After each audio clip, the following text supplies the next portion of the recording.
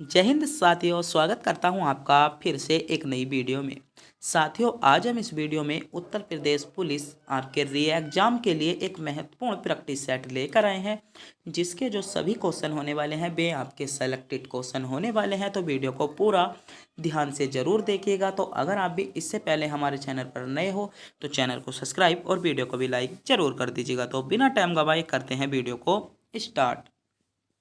आपका पहला क्वेश्चन पूछा गया है, लखनऊ घराने की नींव उस्ताद द्वारा रखी गई थी। तो सीधे तौर पर आपसे क्वेश्चन में पूछा गया है, लखनऊ घराने की नींव किसके द्वारा रखी गई। तो लखनऊ घराने की जो नींव रखी गई थी वह आपकी बख्शू खां, किसके, बख्शून खां, यानी बी विकल्प के साथ इसमें आपका सही जवाब हो जाएगा। बख्शू खान द्वारा लखनऊ घराने की नींव रखी गई थी, तो बी विकल्प आपका करेक्ट जवाब होगा। अगर मेरे प्यारे साथियों आप भी इन क्वेश्चनों का जवाब जानते हो तो हमें कमेंट बॉक्स में बता सकते हो, और वीडियो के अंत में यह बताना ना भूलें कि आप इनमें से कितने क्वेश्चनों का जवाब जानते थे, आपके कितने क्वेश्चन इसमें सही गए हैं। अगला क्वेश्चन है, कवि संत, अगला क्वेश्चन आपसे पूछा जा रहा है, कवि संत का जन्म और पालन पोषण किस शहर में था। तो जो कवि संत थे उनका जन्म और पालन पोषण जो किया गया था वह आपका किस शहर में किया गया था। तो आपका सही जवाब क्या हो जाता है, वाराणसी। इसमें सी विकल्प के साथ आपका बिल्कुल करेक्ट जवाब होगा। कबीर संत का जन्म आपका वाराणसी में हुआ था। बात कर लेते हैं कब हुआ था, तो 1440 में हुआ था। और जो इनका पालन पोषण किया था वह इनका पालन पोषण जो किया था वह आपका नीरू तथा नीमा नामक जुलाहा दंपत्तियों ने क्या किया था, इनका पालन पोषण किया था। तो क्वेश्चन में आपसे पूछा क्या गया था, क्वेश्चन में आपसे पूछा गया था कबीर संत का जन्म, तो आपका वाराणसी सी विकल्प के साथ आपका बिल्कुल करेक्ट जवाब होगा। बढ़ते हैं अगले क्वेश्चन की ओर। अगला क्वेश्चन आपसे पूछा गया है, माघ मेला के दिन शुरू होता है। तो माघ मेला आपका किस दिन शुरू होता है, क्वेश्चन में पूछा गया है। तो माघ मेला आपका मकर संक्रांति को शुरू होता है, यानी ए विकल्प आपका बिल्कुल करेक्ट जवाब होगा। अगला क्वेश्चन आपसे पूछा जा रहा है, उत्तर प्रदेश लोकसभा में सीटों का योगदान करता है। तो उत्तर प्रदेश लोकसभा में कितनी सीटों का योगदान करता है। तो उत्तर प्रदेश जो लोकसभा में सीटों का योगदान करता है वह आपका 80 सीटों का योगदान करता है। बात कर लेते हैं उत्तर प्रदेश राज्य सभा में कितनी सीटों का योगदान करता है। तो उत्तर प्रदेश जो है राज्यसभा में वह आपकी 31 सीटों का योगदान करता है। तो दोनों क्वेश्चन आपसे पूछे जा सकते हैं, आपको इन क्वेश्चनों का पता होना चाहिए। बढ़ते हैं अगले क्वेश्चन की ओर। अगला क्वेश्चन आपसे पूछा जा रहा है, उत्तर प्रदेश पुलिस के चिन्ह में कौन सा जानवर का चित्र है। तो जो आपका उत्तर प्रदेश पुलिस का जो चिन्ह होता है उसमें आपके कौन से जानवर का चिन्ह है। तो उसमें आपका मछली का चिन्ह होता है, यानी ए विकल्प इसमें बिल्कुल करेक्ट जवाब होगा। बढ़ते हैं अगले क्वेश्चन पर। तो अगला क्वेश्चन आपसे पूछा जा रहा है, मदन मोहन मालवीय प्रौद्योगिकी विश्वविद्यालय में स्थित है। तो जो आपका मदन मोहन मालवीय प्रौद्योगिकी जो आपका प्रौद्योगिकी विश्वविद्यालय है वह आपका कहाँ पर स्थित है। तो इसमें गोरखपुर ए विकल्प के साथ बिल्कुल आपका करेक्ट जवाब होगा। जिन बच्चों ने गोरखपुर को चुना है वह बिल्कुल सही चुना है। मदन मोहन मालवीय प्रौद्योगिकी विश्वविद्यालय आपका गोरखपुर में है। बात कर लेते हैं इसकी स्थापना को लेकर। तो मदन मोहन जो मालवीय विश्वविद्यालय है इसकी स्थापना कब की गई थी। तो 1962 में इसकी स्थापना कर दी गई थी। कहाँ पर, गोरखपुर में। बढ़ते हैं अगले क्वेश्चन की ओर। तो अगला क्वेश्चन आपसे पूछा जा रहा है, CaSO2HO का रासायनिक सूत्र है। तो यह आपको बताना होगा किसका आपका रासायनिक सूत्र हो जाता है। तो किसका हो जाएगा, जिप्सम इसमें आपका बिल्कुल करेक्ट जवाब होगा। जिप्सम का रासायनिक सूत्र होता है, जब आपको ऑप्शन में दे दिया गया है गंधक, तो बात कर लेते हैं गंधक का रासायनिक सूत्र क्या होता है। तो एस आपका गंधक का रासायनिक सूत्र होता है। क्वार्ट्ज जब आपको विकल्प में दे ही दिया है तो इनके बारे में भी थोड़ी थोड़ी बात कर लेते हैं। तो क्वार्ट्ज का जो आपका रासायनिक सूत्र होता है वह होता है आपका SiO4। क्या होता है, SiO4। और इसके रासायनिक सूत्र की बात कर लें तो MgSO4 इसका क्या हो जाएगा, आपका रासायनिक सूत्र हो जाएगा। तो इस क्वेश्चन के साथ साथ आपको इनका भी पता होना चाहिए। क्वेश्चन में पूछा गया था किसका सूत्र होता है, तो आपका जो होता है जिप्सम, बी विकल्प आपका बिल्कुल करेक्ट जवाब होगा। अगला क्वेश्चन आपसे पूछा गया है, शक्ति का भौतिक मात्रा की बीमा है। तो आपकी जो शक्ति की जो बीमा है वह आपकी क्या होती है? तो शक्ति की जो आपकी बीमा होती है M1L2T-3 आपकी होती है, यानी बी विकल्प आपका सही जवाब होगा। जो बच्चे विकल्प बी की ओर जा रहे हैं तो इसमें बी विकल्प आपका बिल्कुल करेक्ट जवाब हो जाता है। अगला क्वेश्चन पूछा है, निम्नलिखित में से कौन सा अंग अप्रयुक्त और क्षतिग्रस्त बिंबाणु को हटाने में सक्षम है? तो ऐसा कौन सा अंग है जो आपका प्रयुक्त, जो अप्रयुक्त और क्षतिग्रस्त बिंबाणु है उनको हटाने में सक्षम आपका होता है? तो कौन सा हटा जाएगा? तो ऐसा जो अंग हो जाएगा वह आपका तिली, इसमें सी विकल्प के साथ आपका बिल्कुल करेक्ट जवाब होगा। बात कर लेते हैं तिली क्या होता है। तो यह है आपका रुधिरधारी प्राणियों में, जो आपके रुधिरधारी प्राणी होते हैं उनमें जो आपकी पुरानी लाल रक्त कणिका मतलब WBC होती हैं उनको नष्ट करने का कार्य करता है। तो क्वेश्चन में पूछा गया था अप्रयुक्त और क्षतिग्रस्त बिंबाणु को कौन हटाता है? तो तिली, इसमें सी विकल्प के साथ आपका बिल्कुल सही जवाब था। बढ़ते हैं अगले क्वेश्चन पर। अगला क्वेश्चन पूछा जा रहा है, मिश्र धातु गुलाब सोने में सोना के अलावा अन्य कौन सा धातु शामिल है? तो अन्य कौन से धातु शामिल होती है? तो इसमें तांबा, डी विकल्प के साथ आपका बिल्कुल सही जवाब होगा। तो जिन बच्चों ने विकल्प डी या विकल्प डी की ओर जा रहे थे वे बिल्कुल सही जा रहे थे। अगला क्वेश्चन आपसे पूछा जा रहा है, T20 अंतर्राष्ट्रीय क्रिकेट में 51 गेंदों में 103 रन बनाने वाली पहली भारतीय महिला कौन थी? तो T20 अंतर्राष्ट्रीय क्रिकेट जो आपके होते हैं उनमें 51 गेंदों में वो 103 रन बनाने वाली जो प्रथम महिला बनी है, कौन बनी है? तो हरमनप्रीत कौर इसमें आपका सही जवाब हो जाएगा, यानी बी विकल्प की ओर जा रहे सभी बच्चों का जवाब बिल्कुल करेक्ट जवाब हो जाएगा। और इन्होंने कब बनाए थे? तो नवंबर 2018 को इन्होंने जो बनाए थे 51 गेंदों में आपके 103 रन बनाए थे और 51 गेंदों में 103 रन बनाने वाली पहली प्रथम महिला बनकर सामने आई हैं।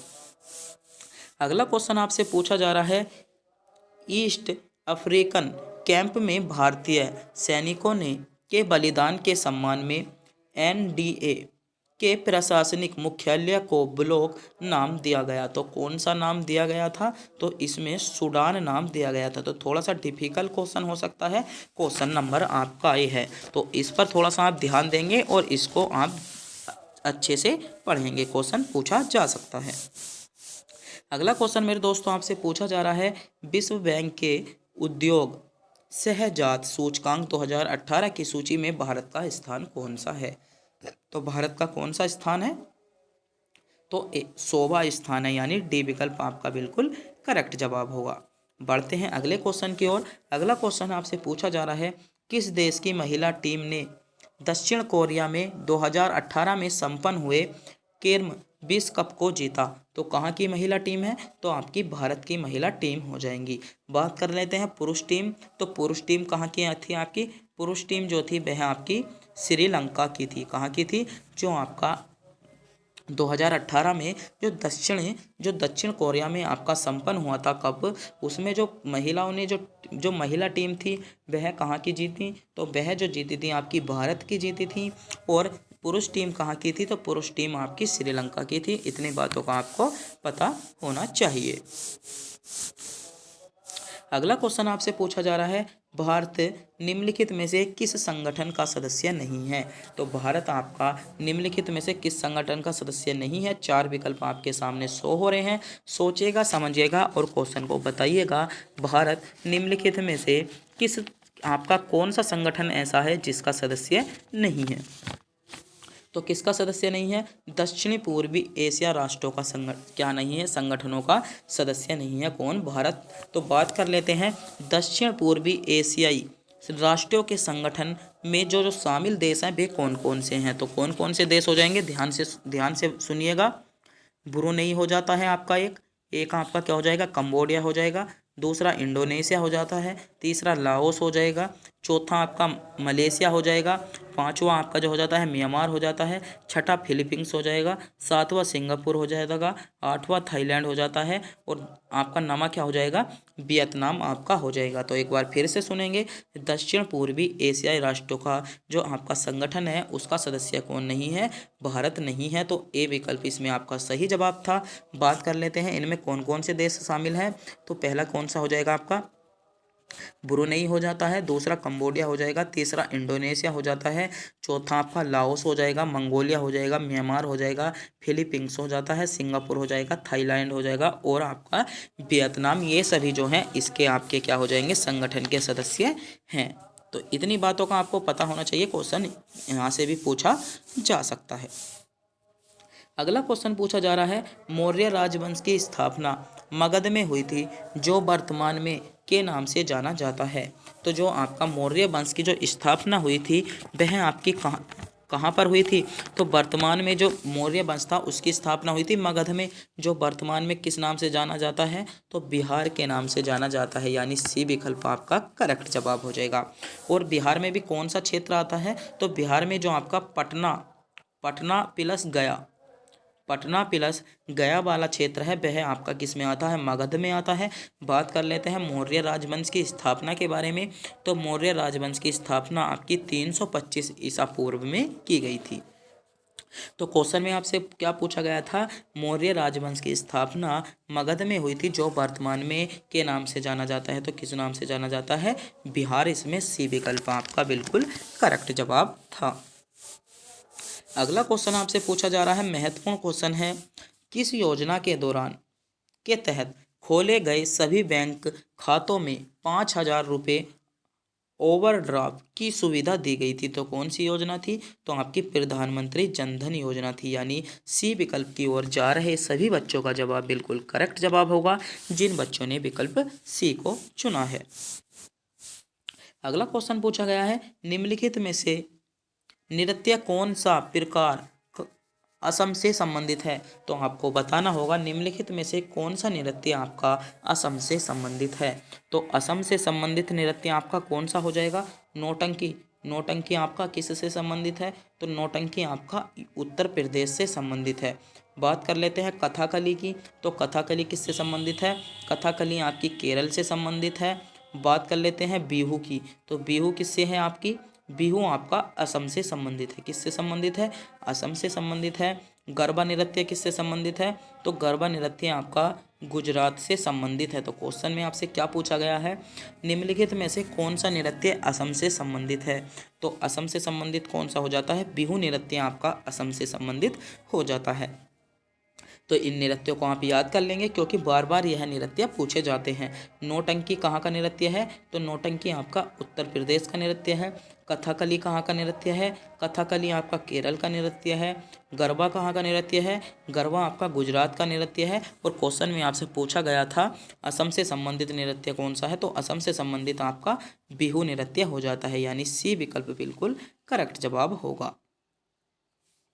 अगला क्वेश्चन पूछा गया जा रहा है, जब महात्मा गांधी को रेल से जबरन उतारा गया तब वे दक्षिण अफ्रीका में कहाँ जा रहे थे। जब महात्मा गांधी को रेल से जबरदस्ती उतार दिया गया था तब महात्मा गांधी कहाँ पर जा रहे थे।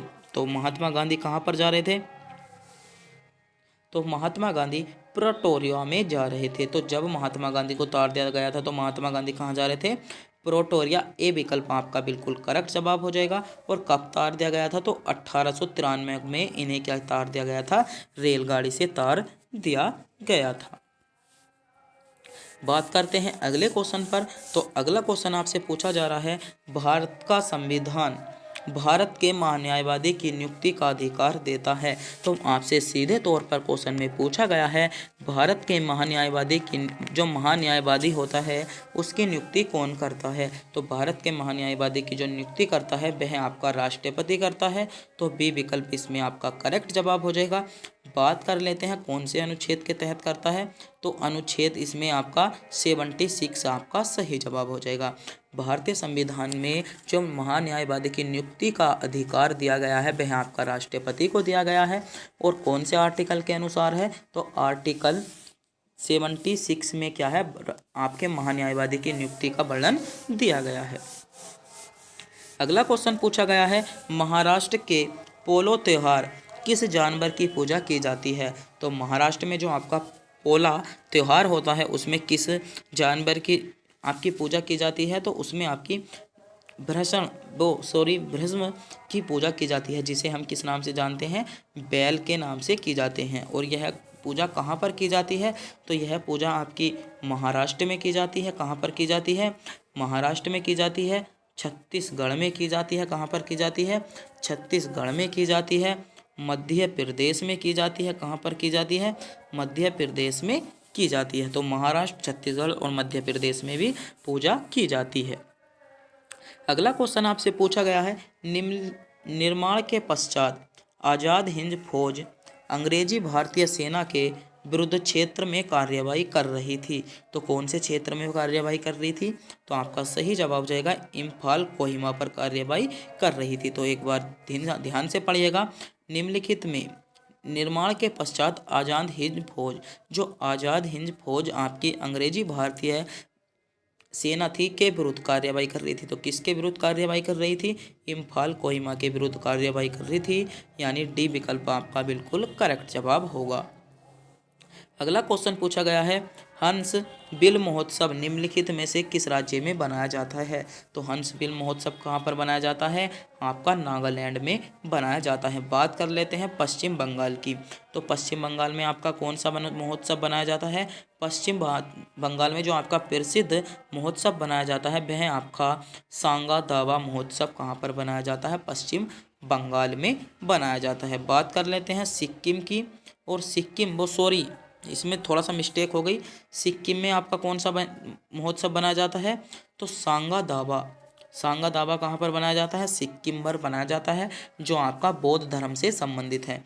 बात कर लेते हैं पश्चिम बंगाल की। तो पश्चिम बंगाल में जो बनाया जाता है वह आपका दुर्गा महोत्सव बनाया जाता है। कौन सा महोत्सव बनाया जाता है, दुर्गा महोत्सव बनाया जाता है। और बिहार में क्या बनाई जाती है, छठ पूजा कहाँ पर बनाया जाता है, बिहार में बनाया जाता है। तो क्वेश्चन यहाँ से भी पूछा जा सकता है। क्वेश्चन में पूछा गया था, हंस बिल महोत्सव निम्नलिखित में से किस राज्य में बनाया जाता है। तो आपका नागालैंड सही जवाब हो जाएगा। पश्चिम बंगाल में क्या बनाई जाती है, दुर्गा पूजा की जाती है। सिक्किम में सांगा ढाबा और बिहार में आपका छठ पूजा की जाती है।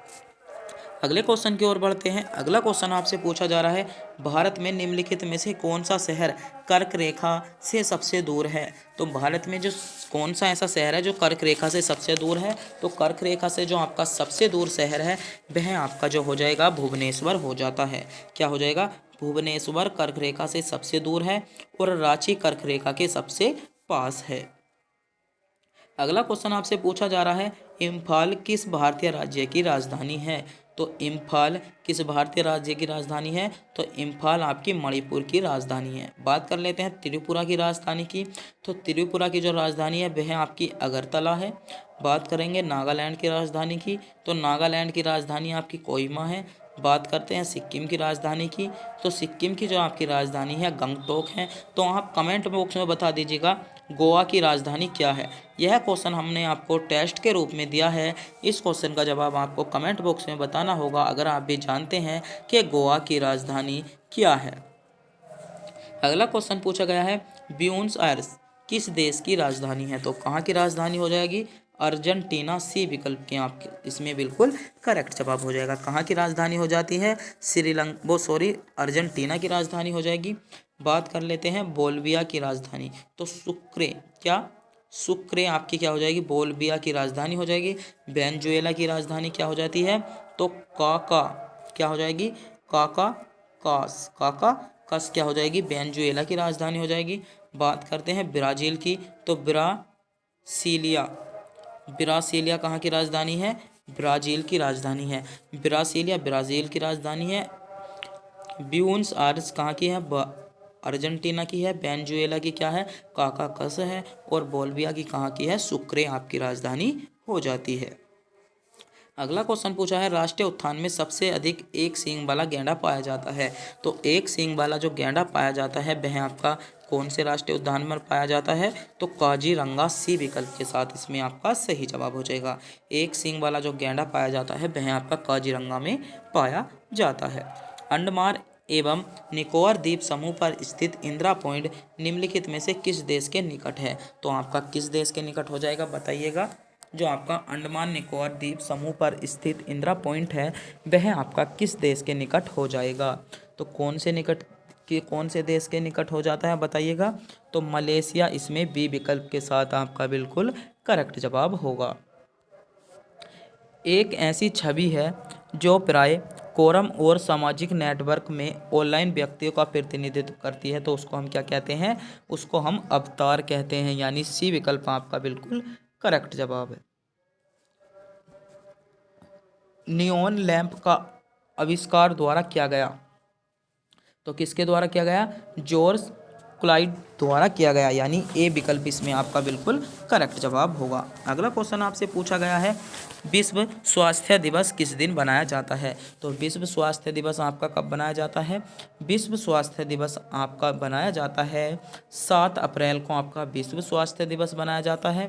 बात कर लेते हैं 21 सितंबर को कौन सा बनाया जाता है? अंतर्राष्ट्रीय शांति दिवस बनाया जाता है। 1 अगस्त को कौन सा बनाया जाता है? तो विश्व स्नातपतन दिवस बनाया जाता है 17 जनवरी। तो 17 जनवरी को ऐसा कोई दिन नहीं बनाया जाता, और 10 जनवरी को जो बनाया जाता है वह आपका विश्व हिंदी दिवस कब बनाया जाता है? 10 जनवरी को आपका बनाया जाता है। जीएसटी निम्नलिखित में से किस कर राज्य को शामिल किया जा सकता है? तो कौन से कर को किया जा सकता है? चुंगी कर ए विकल्प इसमें आपका बिल्कुल करेक्ट जवाब होगा। अगला क्वेश्चन आपसे पूछा गया है, अमीर खुसरो द्वारा रचित कविता छाप तिलक सब छीनी किस भाषा में है? तो किस भाषा में है? आपकी ब्रज भाषा इसमें सी विकल्प के साथ आपका बिल्कुल करेक्ट जवाब हो जाएगा। अगले क्वेश्चन की ओर बढ़ते हैं। उत्तर प्रदेश पुलिस के अधिकारी ध्वज में 2 रंग होते हैं, लाल और दूसरा रंग कौन सा होता है?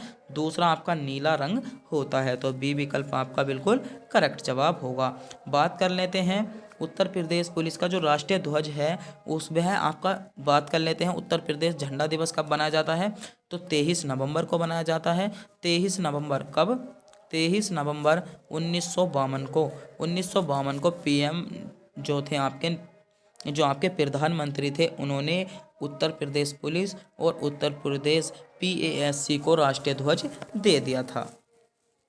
अगला क्वेश्चन पूछा गया है, वर्ष 2015 में स्वामी रामभद्राचार्य को से सम्मानित किया गया था। तो किससे सम्मानित किया गया था? पद्म विभूषण इसमें आपका सही जवाब हो जाएगा। क्या हो जाता है? पद्म विभूषण आपका बिल्कुल करेक्ट जवाब हो जाएगा। तो मेरे प्यारे दोस्तों, आज के जो क्वेश्चन थे वे आपके सभी सेलेक्टेड क्वेश्चन थे। तो बताइएगा आप इनमें से कितने क्वेश्चनों का जवाब जानते हैं। अगर आपको भी वीडियो अच्छी लगी हो तो वीडियो को लाइक, और हमारे चैनल पर नए हो तो चैनल को सब्सक्राइब जरूर कर दीजिएगा। तब तक के लिए मिलते हैं अगली वीडियो में।